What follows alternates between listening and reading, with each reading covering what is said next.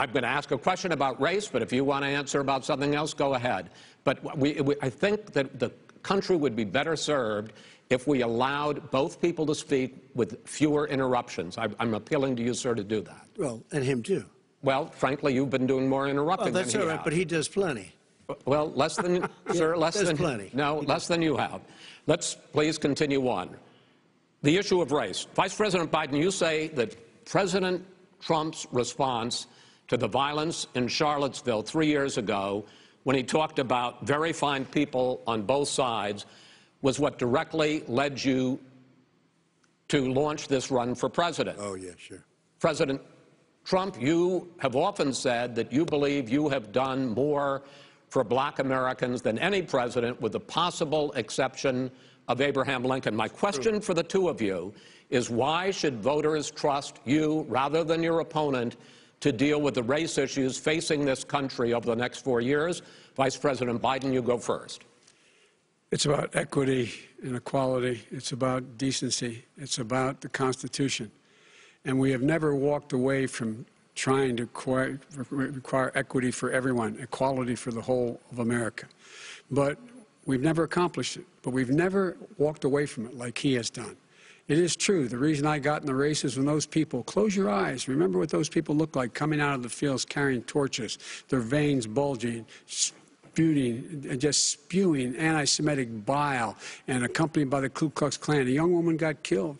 And they asked the president what he thought. He said there were very fine people on both sides. No president's ever said anything like that. It is who's now, second point I'd make to you is that when Floyd was killed, when Mr. Floyd was killed, there was a peaceful protest in front of the White House. What did he do? He came out of his bunker, had the military use tear gas on him so he could walk across to a church and hold up a Bible. And then what happened after that? The bishop of that very church said that it was a disgrace. The general who was with him said all he ever wants to do is divide people, not unite people at all. This is a president who has used everything as a dog whistle to try to generate racist hatred, racist division. This is a man who, in fact, you talk about helping African Americans.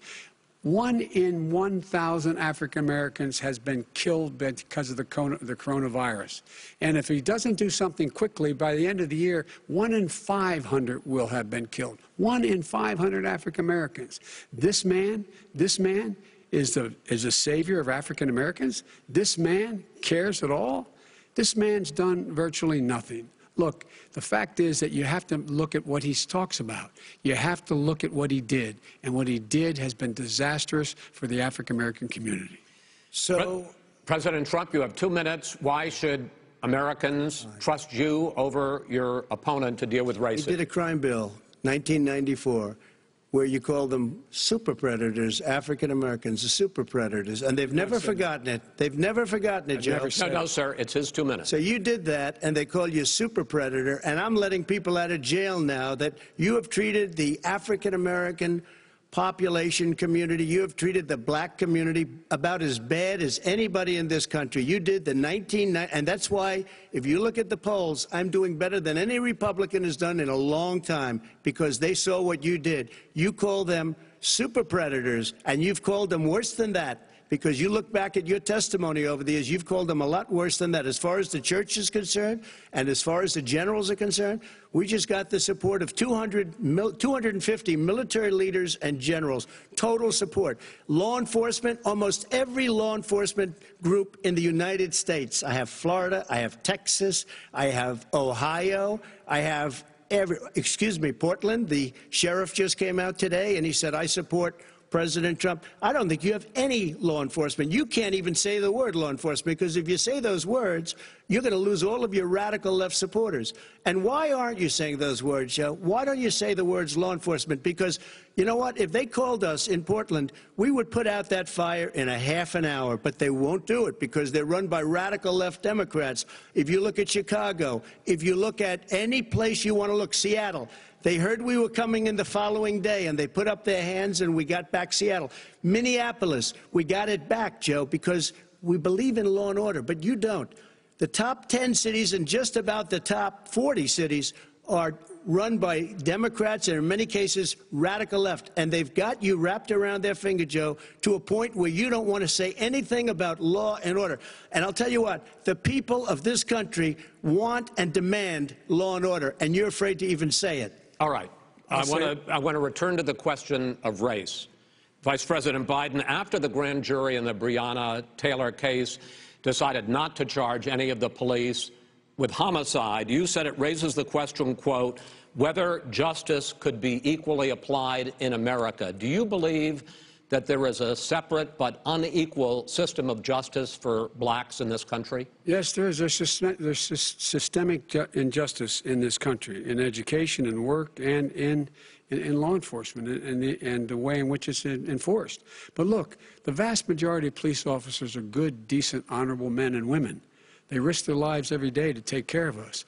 But there are some bad apples. And when they occur, when they find them, they have to be sorted out. They have to be held accountable. They have to be held accountable. And what I'm going to do as President of the United States is call together an entire group of people at the White House, well, everything from the civil rights groups to the police officers, to the police chiefs, and we're going to work this out. We're going to work this out so we change the way in which we have more transparency in when these things happen. These cops aren't happy to see what happened to George Floyd. These cops aren't happy to see what happened to Breonna Taylor. Most don't like it. But we have to have a system where people are held accountable. And by the way, violence in response is never appropriate. Never appropriate. Peaceful protest is. Violence is never appropriate. All right, what is peaceful protest? When they run through the middle of the town and burn down your stores and kill people all over the place? That is not peaceful protest. President Trump, no, it's not, but you say it is. President Trump, I'd like to continue with the issue of race. I promise we're going to get to the issue of law and order in a moment. This month, your administration directed federal agencies to end racial sensitivity training that addresses white privilege or critical race theory. Why did you decide to do that, to end racial sensitivity training? And do you believe that there is systemic racism in this country, sir? I ended it because it's racist. I ended it because a lot of people were complaining that they were asked to do things that were absolutely insane, that it was a radical revolution that was taking place in our military, in our schools, all over the place, and you know it, and so does everybody else. And he would know. What is radical about racial sensitivity training, sir? If you were a certain person, you had no status in life. It was sort of a reversal. And if you look at the people, we were paying people hundreds of thousands of dollars to teach very bad ideas and, frankly, very sick ideas. And really, they were teaching people to hate our country. And I'm not going to do that. I'm not going to allow that to happen. We have to go back to the core values of this country. They were teaching people that our country is a horrible place, it's a racist place, and they were teaching people to hate our country. And I'm not going to allow that to happen. Vice President Biden? Nobody's doing that. He's the racist. You just don't know. Here's the deal. I know a lot more about this than he does. Let him finish. The fact is that there is racial insensitivity. People have to be made aware of what other people feel like, what insults them, what is demeaning to them. It's important that people know they don't want to. Many people don't want to hurt other people's feelings, but it makes a big difference.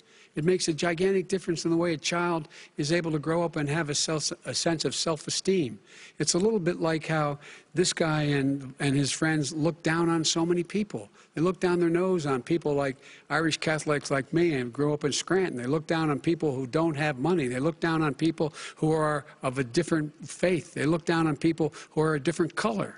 In fact, we're all Americans. The only way we're going to bring this country together is bring everybody together. There's nothing we cannot do if we do it together. We can take this on and we can defeat racism in America. President Trump, sir. During the Obama-Biden administration, there was tremendous division. There was hatred. You look at Ferguson, you go to many places. Look at Oakland. Look what happened in Oakland. Look what happened in Baltimore. Look what happened. Frankly, it was more violent than what I'm even seeing now. Oh, my but Lord. the reason is that ridiculous. the Democrats that run these cities don't want to talk like you about law and order. Violent and you crime, still haven't mentioned. Are you in favor of law and order? I'm in favor of law. You follow it. Are you in favor of law and order? Go yes, ahead. I'm in favor. You asked a question, let him finish. Law and order. Law and order. Let him answer. Law and order with justice, where people get treated fairly. Okay. And the fact of the matter is, violent crime went down 17%, 15% in our administration. All right. It's gone up on his watch. Went down much more than ours. All right, we're down. Mr. President, you're going to Mr. President, every record in the book. Mr. President, you're going to be very happy because we're now going to talk about law and order. Places we had trouble were Democratic-run cities. That's exactly my question. There has been a dramatic increase in homicides in America this summer particularly, and you often blame that on Democratic mayors and Democratic governors, but in fact there have been equivalent spikes in Republican-led cities like Tulsa and Fort Worth. So the question is this really a party issue? I think it's a party issue. You can bring in a couple of examples, but if you look at Chicago, what's going on in Chicago, where 53 people were shot and 8 died, shot. If you look at New York, where it's going up like nobody's ever seen anything, the numbers are going up 100, 150, 200%. Crime. It is crazy what's going on. And he doesn't want to say law and order because he can't, because he'll lose his radical left supporters. And once he does that, it's over with. But if he ever got to run this country and they ran it the way he would want to run it, we would have our suburbs would be gone. By the way, our suburbs would be gone, and you would see problems like you've never seen. He would know a suburb unless he took a wrong turn. Oh, I know suburbs. He would not. So much Go ahead. Wait a minute. I was raised in the suburbs. This is not 1950. All these dog whistles and racism don't work anymore. Suburbs are by and large integrated. There's many people today driving their kids to soccer practice and or to black and white and Hispanic in the same car as there have been any time in the past. What really is a threat to the suburbs and their safety is his failure to deal with COVID. They're dying in the suburbs. His failure to deal with the environment. They're being flooded. They're being burned out because his refusal to do anything. That's why the suburbs are in trouble. I do want to talk about this issue of law and order, though. And in the joint recommendation that came from the Biden-Bernie Sanders task force, you talked about, quote, reimagining policing. Yeah. First of all, what does reimagining policing mean, and do you support? It means. Let me, if I might finish the question. What does reimagining policing mean, and do you support the Black Lives Matter call for community control of policing? Look, what I support is the police having the opportunity to deal with the problems they face. And I'm totally opposed to defunding the police offices. As a matter of fact, local police, the only one defunding it, his budget calls for a $400 million cut in local law enforcement assistance. They need more assistance. They need, when they show up for a 9/11 call, to have someone with them as a psychologist or psychiatrist to keep them from having to use force and be able to talk people down. We have to have community policing like we had before, where the officers get to know the people in the communities. That's when crime went down. It didn't go up, it went down. And so we have to be engaged. That's not what they're talking about, Chris. That's not what they're talking about. He's talking about defunding the police. That is not true. He doesn't have any law support. Look, he has no law enforcement support. That's not true. Almost nothing. Look. Oh, really? Who do you have? Name one group that supports you. Name one group that came out and supported you. Go ahead. Look, think. We have time. We don't have time to do anything. Think about it. Name one law enforcement group that came out and supported. Gentlemen, I think I'm going to take back the moderator's role, and I want to get to another subject, which is the issue of protests in many cities that have turned violent. In Portland, Oregon, especially, we had more than 100 straight days of protests, which I think you would agree. You talk about peaceful protests. Many of those turned into riots. Mr. Vice President, you say that people who commit crimes should be held accountable. The question I have, though, is, as the Democratic nominee, and earlier tonight you said that you are the Democratic Party right now, have you ever called the Democratic mayor of Portland or the Democratic governor of Oregon and said, hey, you got to stop this, bring in the National Guard, do whatever it takes, but you stop the days and months of violence in Portland? I don't hold public office now. I am a former vice president. I've made it clear. I've made it clear in my public statements that the violence should be prosecuted. It should be prosecuted, and anyone who commits it. But you've never called for the people, the leader. Excuse me, sir. You have never called for the leaders in Portland and in Oregon to bring in the National Guard and knock off 100 days of riots. They can, in fact, take care of it if he just stay out of the way. Look here. Oh, really? Really? Here's the thing. I sent in the U.S. Marshals to get the killer of the young man in the middle of the street. They shot him, and for 3 days, President Trump, Portland wouldn't do anything. I had to send in the U.S. Marshals. They took care of business. Go ahead, sir. And by the way, you know, his own former spokesperson said, you know, riots and chaos and violence help his cause. That's what this is all about. I don't know who said that. I do. Who? I think Kellyanne Conway. I don't think she said that. She said that. And so here's the here's the point. The point is that that's what he keeps trying to rile everything up. He doesn't want to calm things down.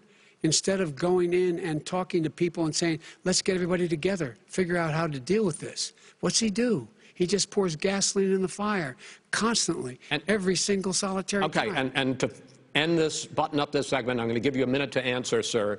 You have repeatedly criticized. I have to answer his statement. No, you have repeatedly. No, you've been talking back and forth. He made a statement. I'm asking you. I would love to end it. Sir, I would love to end it. You know, if you want to switch seats. We could very quickly. We could do that, but I'd send in the National Guard, it would be over. There'd be no problem. Okay. But they don't want to accept the National Guard. You have repeatedly criticized the vice president for not specifically calling out Antifa and other left-wing extremist groups. But are you willing tonight to condemn white supremacists and militia groups and to say that they need to stand down and not add to the violence in a number of these cities, as we saw in Kenosha and as we've seen in Portland? Sure, are you I'm prepared willing to do specifically that, but do it? Well, go ahead, sir. I would say almost everything I see is from the left wing, not from the right wing. So what are you saying? I'm willing to do anything. I want to see peace. Then do it, sir. Say it. Do it. Say it. Do you want to call him? What do you want to call him? Give me a name. Give me a white name. Supremacists and who would you like me to condemn? White supremacists and right-wing militia. Stand back and stand by. But I'll tell you what. Somebody's got to do something about Antifa and the left, because this is not a right-wing problem. This is a left-wing. This is a left-wing problem. White supremacists. Antifa's an idea, not an organization. Oh, you got it. Not militia. That's what his FBI. His FBI director said. Well, then you know what? No, we're done, sir. We're moving on to the next. We're moving. When a bat hits you over the head, that's not an idea. Everybody in your administration tells you the truth has a bad idea. Can I tell you what? You have no ideas. Antifa is a dangerous, all right, radical gentlemen, group. we're now moving on to the Trump and Biden records. They'll overthrow you. When a president, I'm going to ask a question. When the president